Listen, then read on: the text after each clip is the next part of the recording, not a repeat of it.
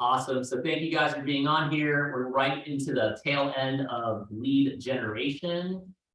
And then before we get to lead follow, actually we're in the start of lead follow, excuse me.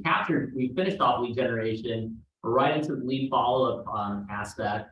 And for those who are on the early morning forward mindset with Stephanie, she said, hey, after practice and even just 30 minutes of practice every day, prospecting followed by a close, very close aspect is lead follow-up, right? Lead generation and lead follow-up, they're basically twins.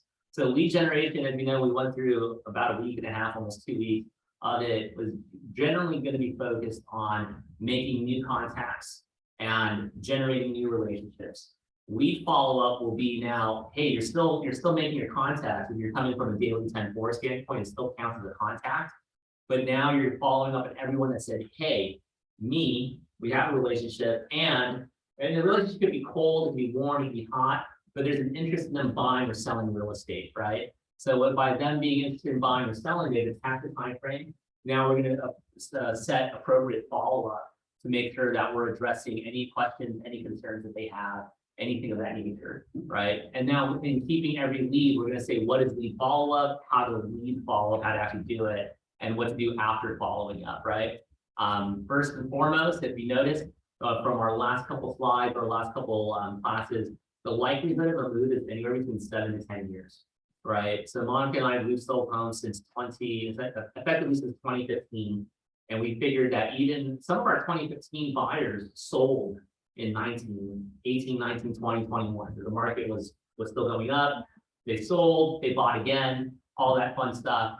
So we're going to be looking at anywhere between a 7 to 10 year window. When we got into business, it was like a 5-year window. And those numbers were skewed because of all the short sales and repossessed properties and flips and all that stuff that was going on. Now, as we look at a longer time frame, that possibility is 7 to 10 years.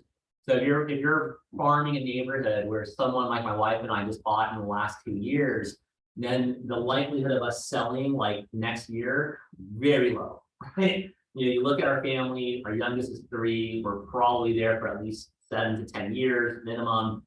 I would even venture, I would like to say faster because we would like to move, but we probably wouldn't sell our house anyway. We'd probably keep it and rent it, right? So keeping that in the back of your mind that, hey, this isn't a turnaround quick type business. The guest speaker at my last network meeting, his name is Tom Donahue. And he says from application to close is 1 year time frame on a reverse loan. So that's working with someone over the age of 55. They have to decide whether or not they want to leverage their equity into a reverse loan. And his average time frame is 1 year. But that's 1 year after massive introduction, massive follow-up, answering the kind of question, and starting the application process. Right. So his could actually be much longer than a 7 to 10 year window until finally someone says, hey, I need to access my equity. The lead follow-up framework, let me move this for Alexandra and I. Went back, possible business, probable business, profitable business. And I think of possible business as your C's and D's in your database. These are I would say your C's. This is mainly your C contacts. These individuals who are like, these 4 things have to happen in order for me to sell my house. My kid needs to get out of college or needs to go to college. I'll need a downsize eventually, but that's a couple years out. So that's in the realm of it, right? And then because they gave you a time frame, and now as we get closer, that time frame becomes profitable business. And then because you're now closing that business, you're constantly working from the top of your lead list or top of your pipeline.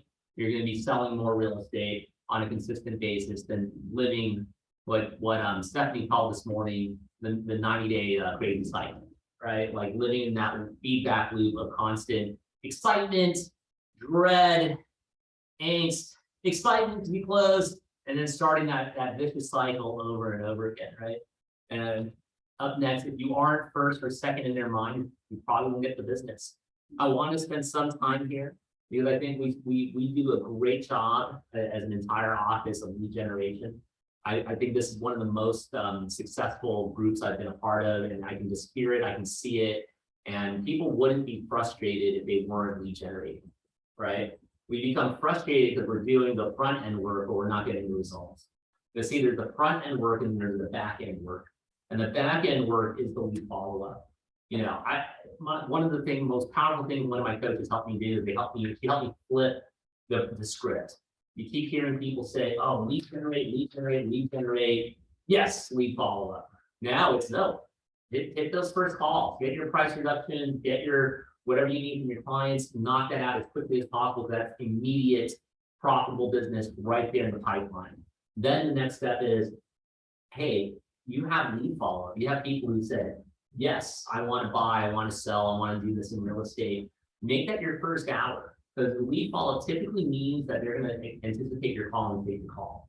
So now you've created a little bit of momentum in your morning. If you're doing the morning routine like myself and a few others, and you're building yes momentum from 9 to 10 o'clock or whenever that time starts for you at the lead follow-up. Once the lead follow-up is done and you've knocked out those top 10, 15, 20 calls from the last couple of weeks, last couple of months, then it's okay, now let me hit my new lead gen. And the new lead gen might be your quarterly call to your database, right? It might be your quarterly call or your monthly calls to your farm. It might be a circle prospecting call. You might be calling around your open house. You might be specifically targeting empty nesters is one you can find. Non-owner occupants is a very popular one, so that your messaging isn't changing at every call, right? You can focus in on one, if you were a script, but you can focus in on one dialogue, one idea, one concept that you're inviting people to, right? Like with our group, we have an event. Okay, thumbs up, we get to invite to that. But if we didn't have an event, then my theme would be, okay, markets change. We know that, and it's changing fast. Who benefits the most from a market like this? I'm quite sad to hear you guys. Monica, Moj, Susie, Alessandra, you guys would love to hear what you guys have to say. Like, who benefits the most, and which seller would benefit the most in this type of market shift? Did you say which seller or who in general? Yeah, what type of seller would benefit most from this type of market shift? The one who wants to buy again. I love that. Yeah, seriously, the most motivated. Yeah. The one who wants to buy again, wants to sell it and get a better deal as a next one when the market's going down. I like that. Okay, and you're on the right thread. So I equate that to exchanges and trading, right? Someone who's like a non-owner occupant, they have this house and they missed that window of time to sell high, but it didn't matter, because if they sold high, guess what they have to do? They have to buy higher. They have to buy high. You know, so if you get an investor who's renting out a house in the park, I did make a call. I got this guy this morning. So I call him and he's like, yeah, I've been getting calls. I've been getting letters directly to my PO box. What's this all about? I haven't sent them anything. So other realtors have been doing the stuff I should be doing. But I call him, we connect, and I said, well, you know, sir, you own your home, you know, you've probably gotten all the appreciation on it, all the write-offs, and you cash flowed over the years to supplement your other businesses or your other properties or income. And he said, wow, are you a tax advisor? I said, no. I read a couple books, know some good people. And then we went into, well, let me ask you a question. If you were able to exchange this home into a multi-unit property, either local or possibly out of state, is that something you would explore? And he said, yes, I would, right? So my next step is to introduce them to Lucrum, right? So they can get some of that out of state stuff. But, you know, the idea was just, hey, how do we take this asset that's giving you one stream of income, and through connecting with them, how can we turn it into 4 streams of income? You know, I mean, maybe 10, depending on where in the world or where in the state you can get that, or where in the country you can get that, right? But now we have an in with his property because we talked about trading cash flow, right? Instead of one door paying you, now 4 doors can pay you. And he doesn't care what the market is. He's already kind of maximized what he can get out of the house because of all the write-offs, all the tenant collections, all that stuff, right? So that would be a dialogue with my non-owner occupants that I'm calling through. And on this quote, if you aren't first or second in your line, you probably won't get the business. Anyone here read the MREA or just kind of started? You started reading Millionaire Real Estate or something? I own it, but I haven't started it. Okay. I started, but I haven't picked it up again. I'm with you. I picked up the MREI. I haven't even opened the book yet. Bought it. Like, oh, I'm going to read that. I'm ready. I'm reading shit. Susie, have you read the MREA at all? a millionaire real estate agent? I have it on my bed, and this morning I was going through my books. I threw it on my side of the bed, on the counter, on the comforter. So I would push myself to read it because I know Nice.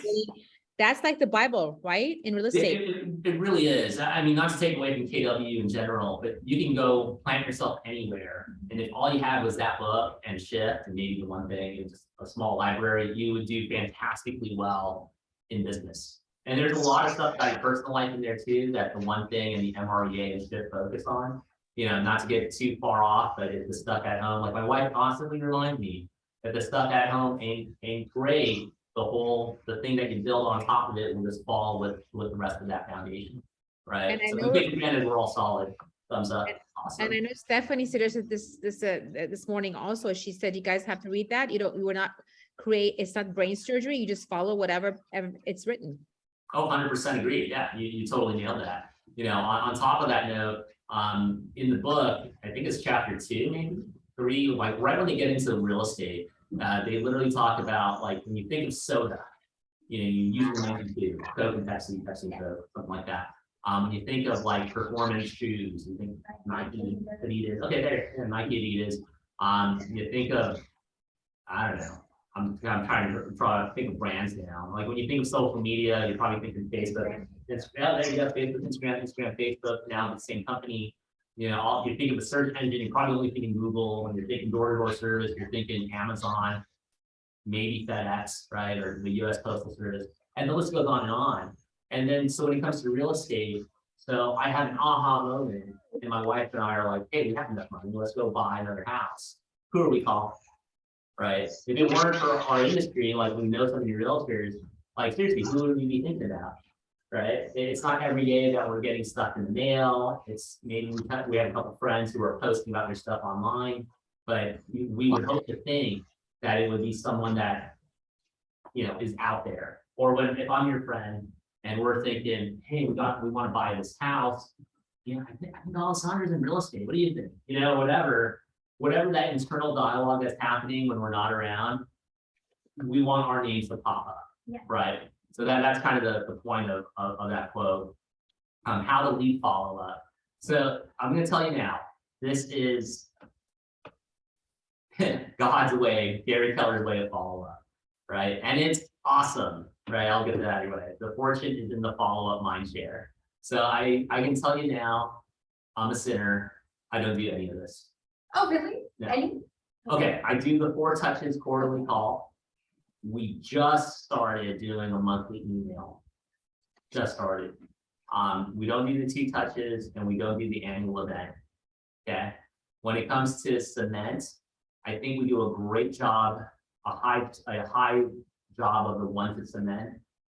Even during the pandemic was easier. We did a lot of Zoom appointments. Pre-pandemic, I was doing a lot of coffee with us. Meet someone I know for coffee, go over kind of their mission in life, almost like a coaching call, and then find out like how real estate can help them get there. Or, you know, a lot of my entrepreneur friends buying a house, their first home was always high on the list, right? When we, as entrepreneurs, I don't know about you guys, but we eat it, meaning we eat dirt, it feels like for such a long time that, oh my God, we can just buy a house. That'd be super cool. So a lot of times, a lot of my cement was that. I did do, for the most part, 1 to 4 calls a year. And then the 36 to convert. I mean, again, I really just did the 4 touches, the 4 calls.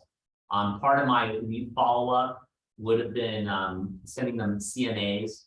So maybe that'd be like 1 or 2 kind of leading up to the time I would list their home or to the listing appointment. If they're buyers, I put them on an automatic drip campaign. So based on their criteria, you open them up, you start them on a plan there. The contact, again, these are the things that we're just starting to do for ourselves in that space. So something like that we're just getting into. And I bring this up because you don't have to be like a mega brain or like someone who's just so by the book. If you're so by the book, congratulations. You are like the 1% of the 1% who's going to like actively do this. Monica and I are working with our operations director and our VA to actually implement something like this for our business.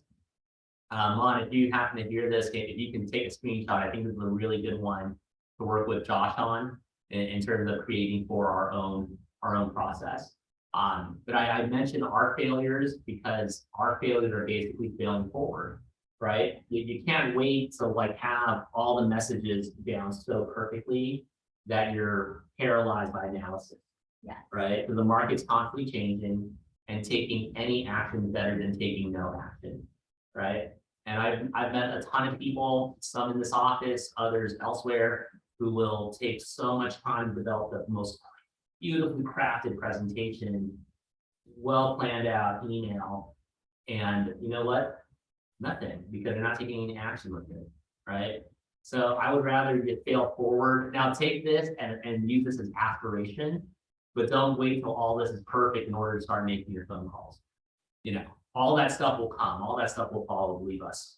You know, when we finally started getting our act together, we had already made like $900,000 in commissions over a 7-year span, right? So it's not, it doesn't take like all this to make what you want to make, right? I'm just kind of pouring that out there. It's probably the one, you know, if anyone watches this, they're like, oh, this guy's seriously not in the game, but I'm going to tell you what has worked for us and what we're aspiring to do. If we actually do this, I think we can take it to $10 million a year, right? But in the meantime, we're going to make it work with 600,000. So fun times. All right. Next, best practices. What are my strengths when working with people? How can I adapt the touches of 19 to connect to represent me? So again, here, this is something I kind of hit on, was take your best strengths. My best strength happens to be making calls, right? I'm not a very organized person when it comes to putting together routine systems and plans. In that regard, I can create a time block schedule, work it, meet with people, be on appointments, negotiate. Everything else, those other parts that aren't my strengths, thank God for Monica, thank God for Josh, thank God for Maureen, thank God for forward marketing, thank God for that environment and teamwork to help make all the other pieces work for us. Let me see here, let's skip over. So here you can also design some of your emails and some of your marketing. If you do the birthday card, like you can actually take all your birthdays from Facebook and import that into Command. You can do a promotional direct mail, and this is like a little tidbit for everyone on here, like Moj and Mon. You know, start when the amounts are small, right? Like looking back, I do wish I had done something to the effect of like a birthday card every so often. You know, I don't even do it at home, which is stupid to say, but if you can start with a small group while you're adding your 10 contacts every day before it gets really out of hand, right? Like if you started with 10 a day for 5 days times 4 weeks, that's 200 people. Well, it's easier to eat that elephant 200, getting the proper information in and birthdays in and all that stuff and social media, than it is to look at a list of 3,000 people and say, oh my God, I got to do all this in so many days or weeks or months or whatever, right? So if you really like aspire to making it big, just start when the amounts are small. Make an impact, focus on your value. In this case, you would have your value proposition, some of which we covered in the first few Ignite classes. And your value proposition could be something as simple as, hey, I help you understand the market in such a way that a 7-year-old can grasp, right? Or I help you understand the market to where, hey, you can take this information and make the best decision possible for your real estate goals, right? So those are things that you can kind of hit on from a value proposition standpoint. Your personal communication, you might all have your own way of, oh, real quickly, Moj, it was called the Millionaire Real Estate Agent. I'm gonna put that in the chat. Sorry about that. There, sorry, I have to actually look down when I'm typing. Dykes Real Estate Agent by Carrie Keller. And I misspelled estate. Real estate. This is E. There you go. Oh, and I still misspelled it. It's not a Y, it's a T, sorry. Susie, fire away. Can I ask a question regarding this last slide that you had one before? 100%. I love that slide that you had different options of how we can just touch base with our clients. Okay, the only thing that I'm lacking is just the practice of exactly what to do as far as emails. Okay, we do have idea of emails. So is I would love to have another session where I mean, it'd be so wonderful if you or anybody else can guide us as far as when you say emails, what do you mean by emails? When you say newsletter, what do you mean by a newsletter? Like, where can we pull a newsletter from CAR or NAR? I just want like hands-on kind of a thing. Yeah, Like, you know, something how you to. kind of hit two of them on the head. So I showed my VA, our VA partner, Josh, how to access newsletters from SRAR, Right. CAR, of course, and then we pull stuff honestly that I just forward him emails like, hey, this is a really good one, and this is from a lender, so he copies, pasted, sends. So Okay. that's a great question because when I was a solo agent, I did none of that stuff. Right, I didn't take the time to really sit down and actually do it. I did more social media than anything else. Like I would kind of. Yeah, I So think I need this. I need this email because I know email does help to keep them just let them read it. They don't have to just act on it. It'll just be, you know what I mean? It helps start by getting a start with getting a what do you call it? A MailChimp account, right? Yeah, I saw that. And it's free. It's free. You can set that up and then link it to command. I would start there with the system, right? And then from there, as far as the newsletters go, I go to CAR for their stats. And on CAR, you can pull like a story or two and make that your theme. I also used to send, and I didn't send this to everyone, so I can't say it was like a monthly newsletter. It was more like, hey, I was thinking about you. I want to send this over to you. And it was basically stuff that I would learn from, you know, like a reverse mortgage specialist. You know, and I'll just take their stuff, scan and email it and say, hey, Tom, I was thinking about you. And this reverse product may be in your best interest. So I did kind of more secular or niche type of updates. And then again, that gave me an excuse to kind of make those touches and all that fun stuff. Nicholas, the man. How do you pronounce your last name, by the way? Oh, you got to say it. You don't have to. No, I saw it on the email. I was like, oh, he was right. It is difficult to. Can you just pronounce it? I can't. How can we? Dang, that's awesome. We gotta give you some recognition so that, you know, it's a tongue twister. Is he new? I think I saw, is he a new agent? Nicholas? Yes, you. Hi, I think I saw Hi. the announcement. I saw the announcement from Stephanie, right? Yes. Congratulations. Welcome to the Thank you very amazing much. family. Thank you. Appreciate it. He looks like his professional photo too. He does have the beard and everything. So. Yeah, Yeah, it was amazing. I saw that. You see that? Oh, it's okay. Yeah, that is some Photoshop thing. Yeah. Oh. That's cool. Right, just that one. Awesome. But yeah, to answer your question, Susie. Yeah, so you know, basically, you can pull the data from CAR or car.org.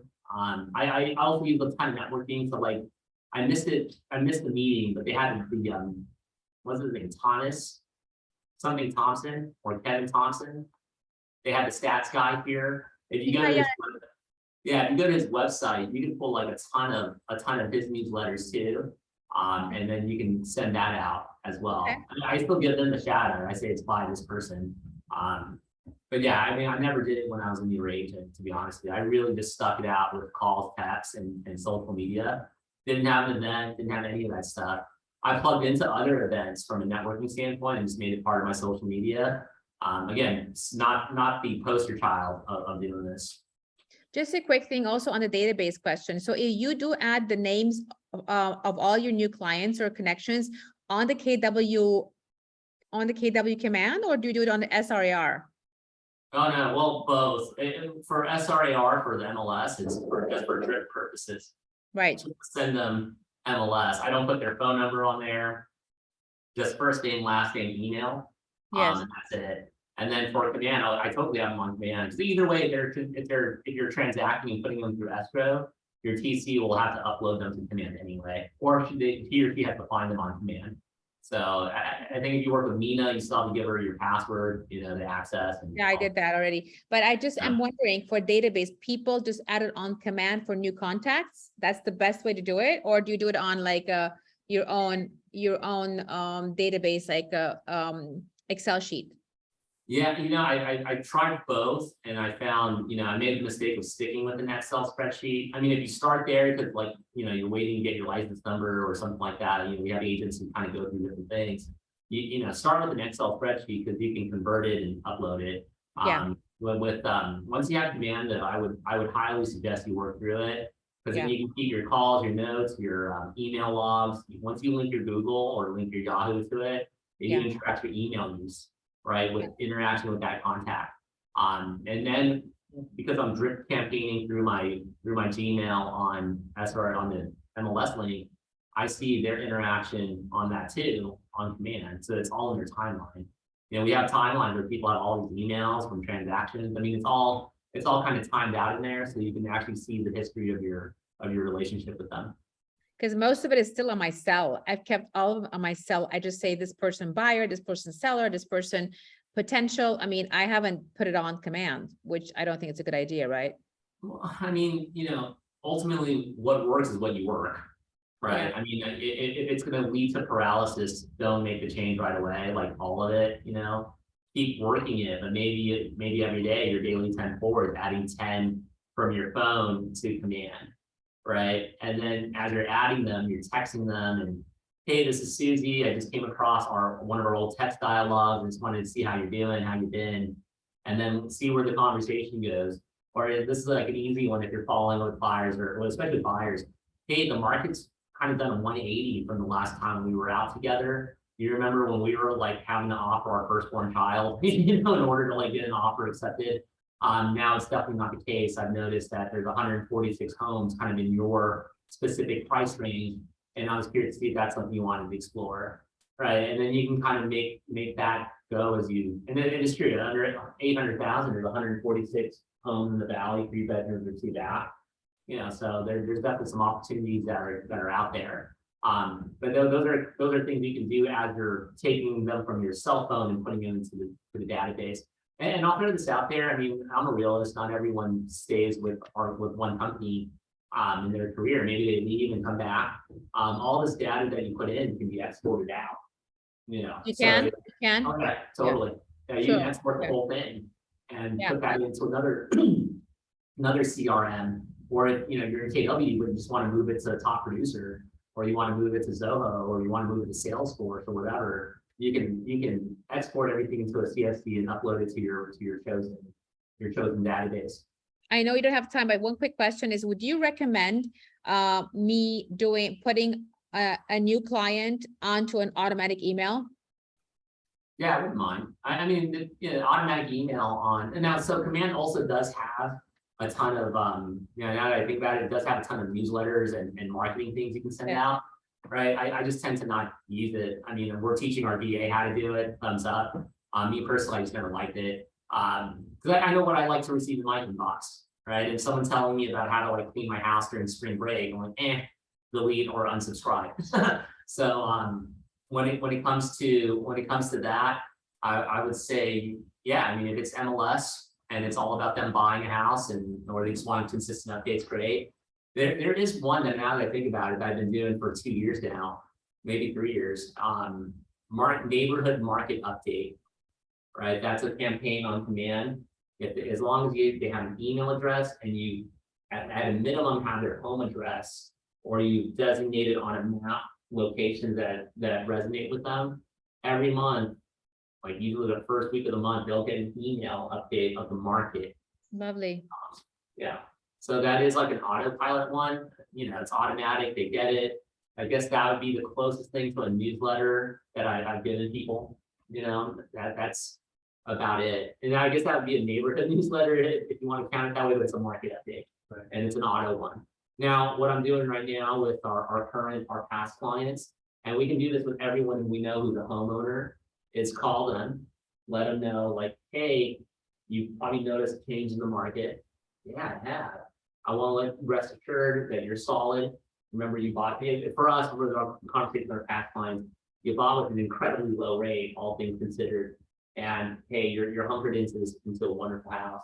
You know, just to make sure, when you like me to send you over a full comparable market analysis, just to confirm the value, just for your peace of mind, and to know what you have in terms of equity. And then awesome. Yeah, go ahead, please send it over. You can even text that. And then what I'll do, I'll go to RPR, something we paid for already through our board, plug in their information, do CMA, And then I look at the home options that come up and then remove the ones that don't apply. Like I know the house they own, and then send it. Or not send it, I'll send them an email, but I'll print it, color copy, eat some money there, and mail it to them or drop it off. That's perfect. Thank you, Philip. It's because we don't have time to send them listings every single day, depending on their criteria. So this automatic thing is perfect. I love it. Oh, yeah, and if you're dealing with buyers, just do it through MLS with SRAR, and they can get it immediately, right? Like if someone is, I do this for my clients who are very specific. If we can get it down to like the neighborhood, like First Community in Westlake Village or whatever it is, I will map that sucker out. And the moment a listing comes up, they'll get it at 2 o'clock in the morning, whenever it's uploaded. Others, if it's a wider net, I might do like Monday, Wednesday, Friday. And then you can adjust those dates on there, right? And then you get a copy of it. What was that? I do it morning and evening because Christine had recommended, she said, if I do Monday, Wednesday, and Friday, she says, Susie, if there's a listing on Tuesday, it's not gonna show up on the next day. Wednesday, yeah. It will? Yeah, it shows up. It'll do a big collection and just show them, hey, what they've missed since the last email. Okay, cool. So Yeah. you said, I don't do the map thing. I just do the city by city. Is that wrong? Not necessarily. I mean, like Winnetka, Woodland Hills, like someone wants to buy in Woodland Hills, right? But then they're adjacent to a property that might be in West Hills. Oh, Yeah. I have to put both cities. Right, and the price and all that stuff. So I might get to a couple that are adjacent. And then you can also define like the type of house, right? Like, hey, they must have, example, they must have a pool. Yeah, Okay, and they well, must have you one know. story.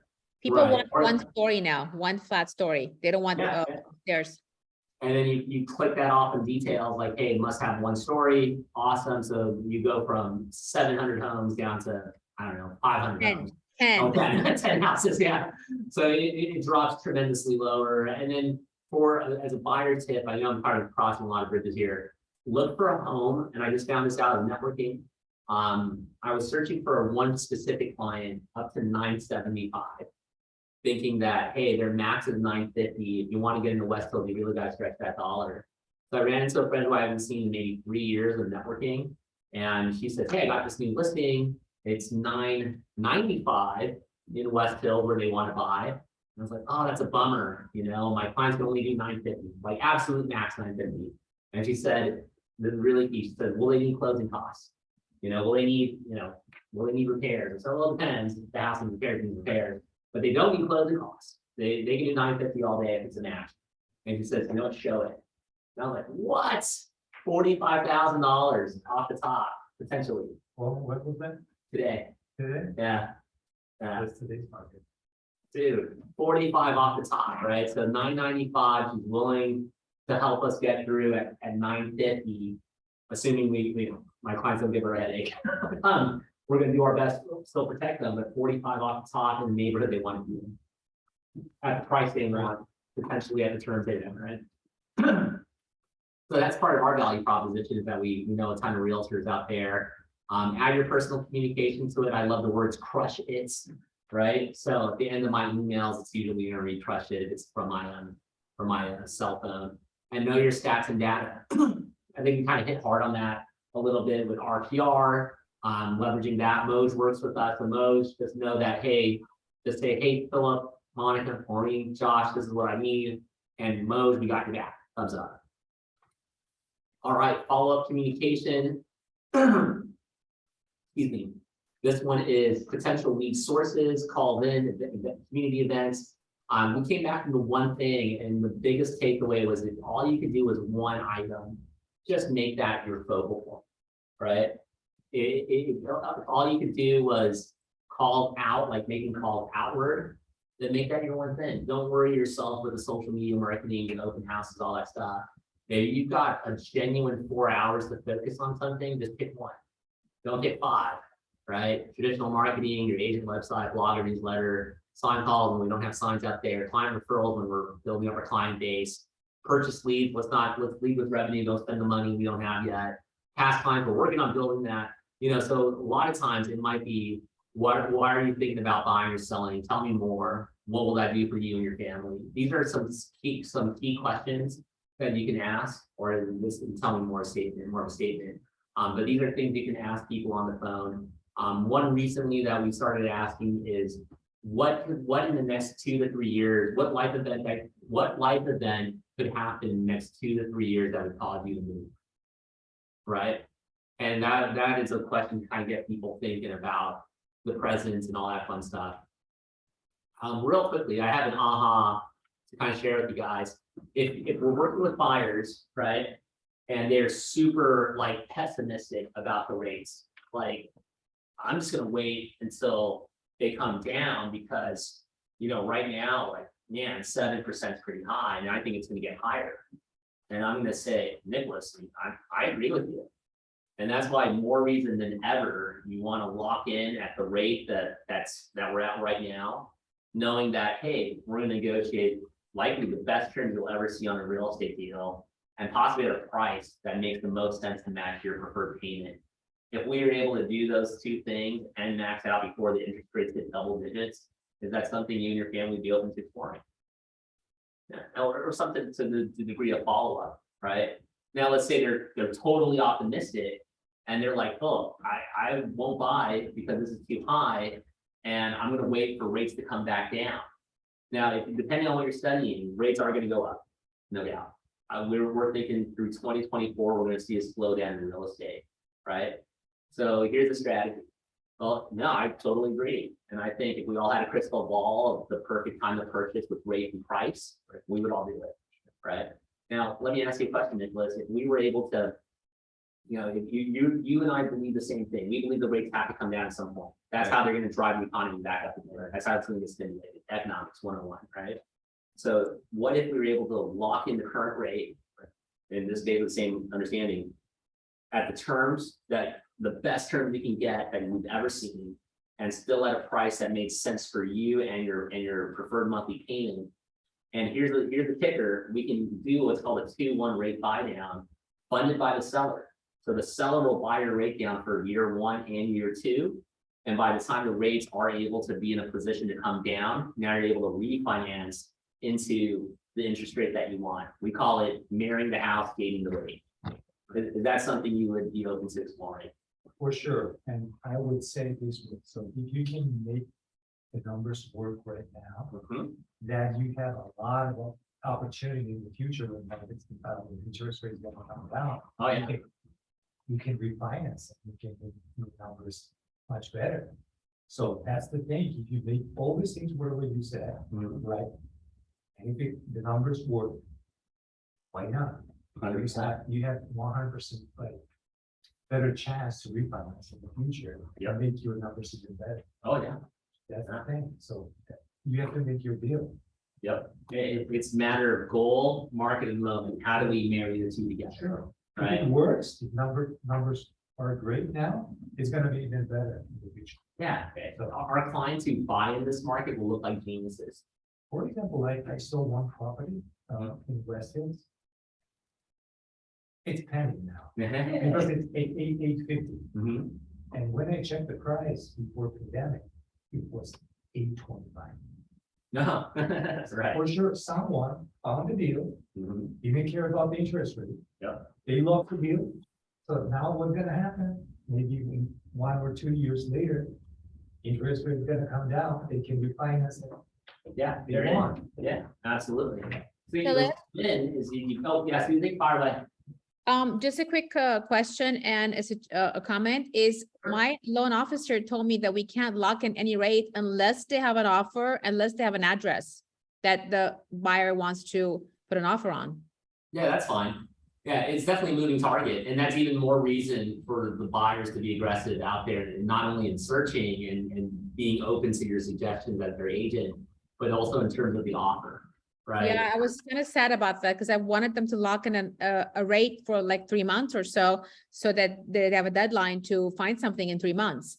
So No, now you literally have to give them the weekend, like 1 week. Like the clients that we've been taking out and showing homes to, their rate's gone up 3 times in 5 weeks, right?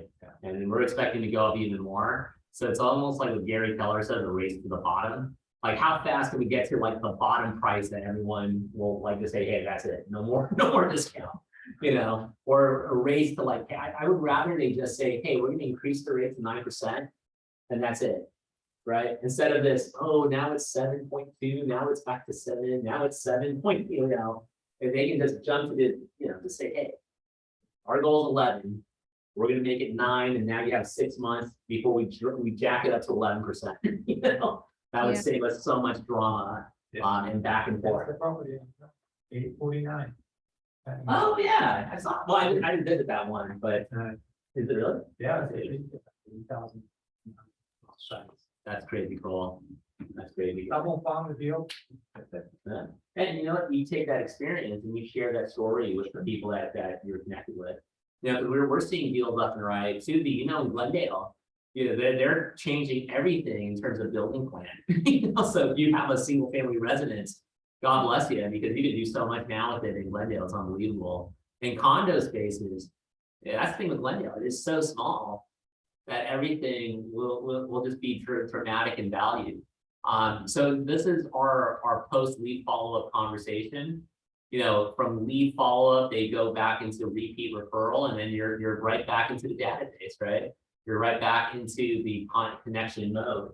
And that's what we're paid to do. We're paid hundreds of thousands of dollars, literally, to be like connected with folks on their terms and on your terms, right? I mean, if you're more of a one-on-one person, face-to-face, don't do Zoom, right? Try and meet them for coffee, like work to your strengths. You're gonna hear me say, like, well, Philip, you do a lot of calls and a lot of Zoom. Well, it works for me. I'm fine with that, And then others, it's like, yeah, I want to see someone's eyes and meet them and get to know their family. Absolutely, absolutely, and I agree. I think that's always going to be the number one point to come from.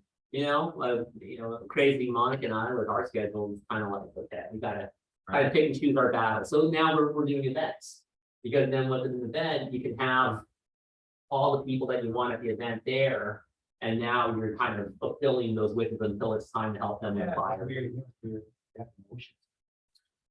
100%, 100%. The last one's the cement, the high value, and that's my point earlier with Susie, Monica Mose, and Alessandra, now yourself, Nicholas, was that I didn't have like the 19 steps, like all the emails, all the letters. I didn't have all the bi-weekly stuff to be sent out, right? So my two things I was really good at was a quarterly phone call. I made a ton of calls early on, get this out of your way. And then I was really good, not say really good, but I did my best effort to meet with people one-on-one. This is pre-pandemic, right, guys? I would go, we'd meet for coffee, and we would just kind of go through what are their goals. And for a lot of people, real estate's still part of that goal list. Like if they could retire tomorrow, it would be because they had 50 doors, each paying them $1,000 a month, right?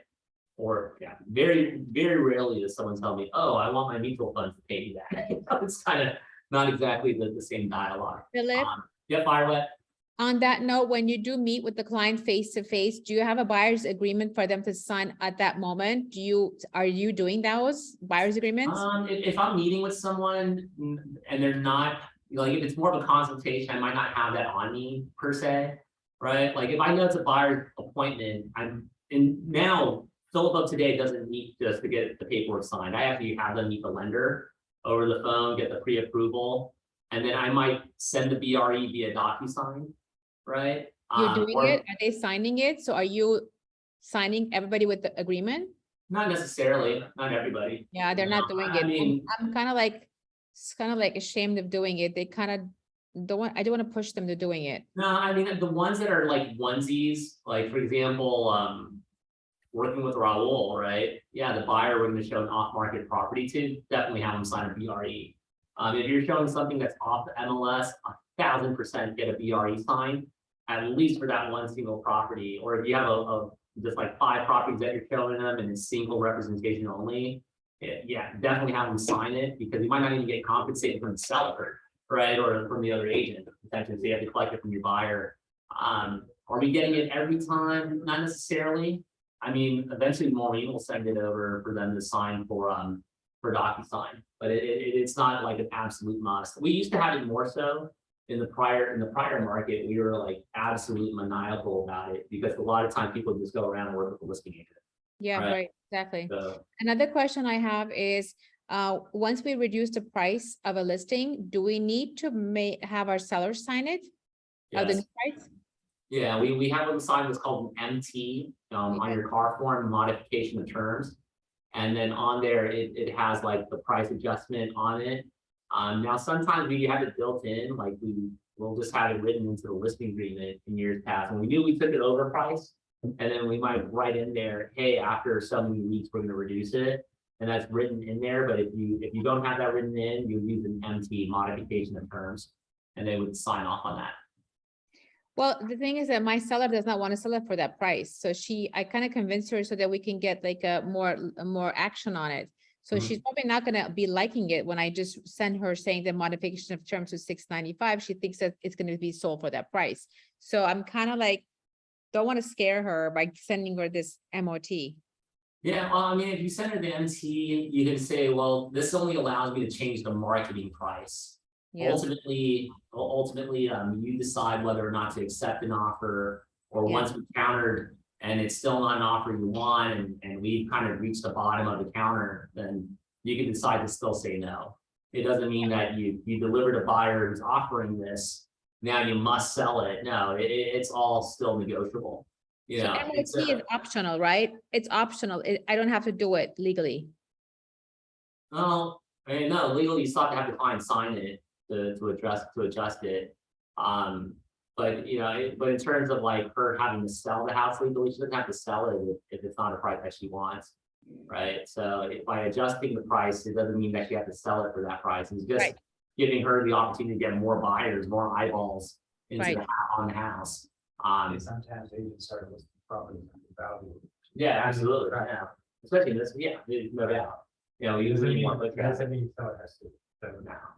And by the way, Susie, how long have you had the listing for now? 20 days. Yeah, that's nothing. You know, like I was on the phone with a flipper, a realtor, a broker who all she does is flips, right? And she was saying, yeah, you know, it's taken us like 6 weeks, but after 6 weeks, we still get our price, right? So, you know, she's flipping homes in Arleta at 800 to 850,000. And the flips they did that they closed on at the start of the year were closing at 925,000. Brantford nearby Roscoe, right, in that little pocket of Arleta. And so you kind of figure out like, oh, damn, okay, that's a big drop. But it's a bigger drop if they just give it away too quickly, right? If my client only offers $775, they're probably leaving $25,000 to $50,000 on the table. So for her or her investment group, yeah, they already lost money, quote unquote, but they can lose even more money if they don't play the patient. You know, Yeah, I so know. you also got to kind of look at the temperament as well. Let's see here. AHA, success system, daily 10-4.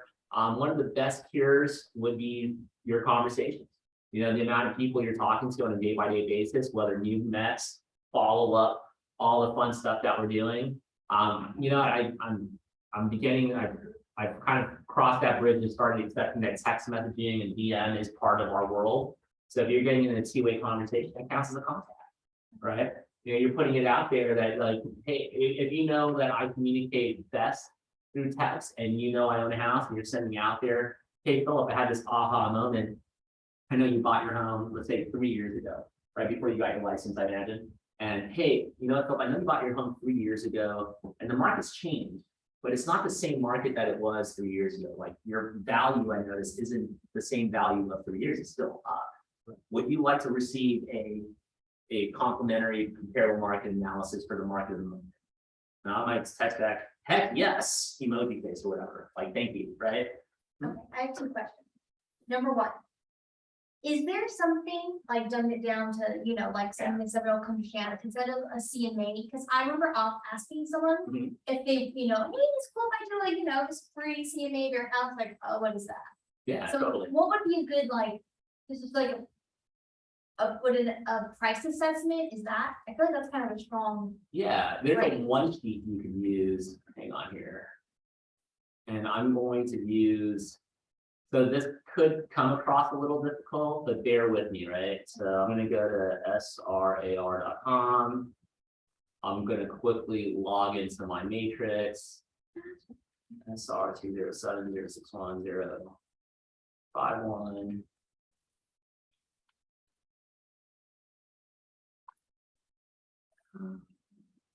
Okay, so we're gonna log in here, and there's like 3 ways you can pull comps. The big long one is RPR. That is like your 80-page assessment tool, right? The second one is Realist, and this is your 1-page assessment tool. Super simple. If you click on this bad boy, take you right in there. I'm gonna use my mom. I'm gonna throw her under the bus, so I'm gonna search her name up. So if all you had was like you didn't even have a street address, but you just had their last name. Fabian Dante in this case, followed by and this is kind of cool if you want to like spy on people. But Norvalita, and hit enter, it'll show her 1 property. It used to show 5, but you know, they're gone now, it's sold, whatever. It's just different things. But so it has this one. It shows her MLS price date 540. You bought it in, oh, it's almost your anniversary, no, past your anniversary, 8/8/2005, MLS info. If I just tap the button for comparables, it pulls up, because people listen to offer knowledge, there's enough comparables out there for the data to pull, and then it pulled this up. Right, so all this data shows up here, gives a median price, a high price, and then it runs literally, in this case, through 15 different comps. There's a print feature here. Yep, here's print report, quick prints, and it should show me a PDF. Oh yeah, so I'll download the PDF first. And that would be the quick one that you can just email them or just send. Let's see here. This is awesome. I do have a quick question. Is Sure. this, do I have to, the SRS? Oh, SRIR. Do I have to go through there, or is there, I'm with another Oh, which board are you with? Clark, Greater Los Angeles. Oh, yeah, so they have their own version. Perfect. Yeah, they've got their own RPR, their own realist. So they on that one. Great question. I don't know exactly what to tell you, but I can tell you that they would have this with RPR like the universal tool. Okay, perfect. I'll be able to figure out, but knowing that they have it is like so helpful. Thank you. Oh, yeah, for sure. And then this is what you would have. You'd have these comps, these comparables, Okay. and you send it over and you can say, hey, Philip, Monica, just as a heads up, it's a lot. I mean, it's only 6 pages, but there's a ton of data on there. And if you guys have any questions, just feel free to call or text me, and we can even go over this over coffee or over Zoom. Yeah. And leave it at that. And then you can do that. And another way to do it, you're on your dashboard, you can go to ChrisNet. You enhance the, I'll read later. Okay, so what was my mom's address? It was 16443. Sorry. So I'm going to do a quick MLS one here. I'm going to go to detail under residential, and I think our MLS is also look different from yours, right? Okay. Yeah. I'm going to go to coming Yours soon. looks better. It does it really? There's just a lot of options and people only look at the MLS. Got it. And I'm gonna go single family residence because that's what it is. I'm gonna go to 16443 Rinaldi. It should auto populate. Oh no, street. Hold it auto populate. There you go. Granada Hills, and it automatically pulls within a mile. I know it's not a distressed home, so I'm gonna put it under standard sale, kind of remove any of the fat. And it's standard, common interest none. It's slow. There's no shared walls or anything like that. 61 home options. Let me bring it down to say half a mile, 22 options. That's right down here at the bottom. I can go to map. And now I can do a fair analysis of the homes in her general area. And then I'm going to go ahead and take a look and say, okay, we got 1.2, that's like way out there. And it's close. Holy cow, good for them. You know, so geez, maybe my mom should sell her house. When did this close? This closed in June. So this is right before the market exploded, right? I mean, before it really took off. So list date, contract date started on 5/12. So a home like this, I might not even have. I might add it so they can see like, hey, this closed for 1.2, but I might have a little disclaimer on there that, hey, just as a heads up, you know, your value is still pretty high if you're looking at possibly doing a HELOC or doing refinance. It's a different story though if you're looking at selling, Okay. right? So I'm going to give you what the appraised value would likely be, but know that appraising your house versus selling your house right now, the market is shifting, 2 totally different stories. And then from there, it might open up a cool positive can of worms to say, well, gosh, you know, maybe we should sell. We've been thinking about moving to Calabasas or whatever. for the longest time. And then you can kind of do a deeper dive, like you would know if homes popped up in this community here, this is an Oldwood Country Club, so that's a totally different beast than the homes kind of in this area. You choose the distance, right? Yeah, I maxed it out at 1.5 or a half mile. And then of course, to eliminate like the mansion homes, you can adjust the square footage by plus or minus 20%. So I would just say, let's say she's at 1,500, I might go 1,250 to 1,800 or 1,200 to 1,800 square feet. Bathrooms count in this market because of they're hard to build now, apparently. It didn't matter, there were still 15 matches that all matched. And if we went with that square footage and we still have those same, well, not as many, 7 homes dropped off. I probably won't include these guys because they're south of the 118 freeway, so they're not going to be included. I might not even include these bad boys. This is a PUD, I want to say. Is it not? Oh no, it's not PUD. I guess you could count those 850, 750, 850. That's what you're right. Yeah, you can still count those. Not too bad. Maybe the ones past the 118, maybe not as much. But then you have north of Rinaldi where she lives. You got these homes here. So this is what I did. I'd highlight them or control click.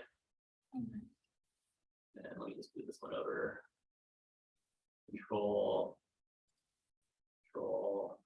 click, right, left click. And then last one. And then if you go down to print, it'll give you the option for what's called a quick CMA, print to PDF, and it'll show you a 1-pager. And it gives you this real super simple, oh yeah. And bam, there you go. So total of 8 listings, total on market 2. You look like a real estate genius, just sharing something super basic. And this is one you can do in your farm. So if you're door dropping on, and again, I'm not a tech guy, but on one side I'll have this, the other side I'll have like a generic flyer about me, stick it into the color printer, say print on both sides. So take the 2 copies, make 50 copies, and now you on one, you have a double-sided thing. One is you, the other side is the comps. Or if you really want to take it the next step, we're doing a little extra work for you guys, but empowerla.org. For those of us in the city of Los Angeles, such as Granada Hills, you can look up the neighborhood council that it's in. Let's say all councils by list. So I know let's look up Granada Hills. Let's see, it's in alphabetical order. Oh, I'm not sure if it's south or north. Let's say it's north. Cross our fingers. So Granada Hills North, this is where, oh yeah, likely would be Shoshone, that would be on the north side. And it has all this stuff on there. So you can be a part of the neighborhood council to varying degrees. And most importantly, they have a little thing here. Sorry guys, I'm trying to, I mean, you go to their Facebook, but they'll have like a little table of events and just different things. Awesome. Rip that off. Put your information at the bottom. Like, guys, I'm confessing here. I would take my business card, take the flyer, put over my business card, and then print that thing out. Gotta be resourceful. Yeah, so I never even like thought it. Candle wasn't even a thing. When even for me now, that's probably how I would do it. I mean, now I just ask our VA, hey, when you have a moment, please make this flyer. But if you're just quick on the fly, just make 1 copy and then mass produce that bad boy. So here we go, guys. This is a little bit of extra time, but Susie had some great questions, and Alessandra and Nicholas had some great questions, great points. But if you're doing this in Thousand Oaks, go to the Thousand Oaks website. Brenda on our team, we directed her to Simi Valley, and then Simi Valley broken into districts. And you can pull data, take the 1-page CMA, apply it with a newsletter with your information on it. Put it off you go, or with your business card, staple it. Here you go, or paperclip it. Here you go. Now you have your information out there. So hopefully this is helpful. I know we kind of went a little over our normal time, but I just wanted to make sure that we had as much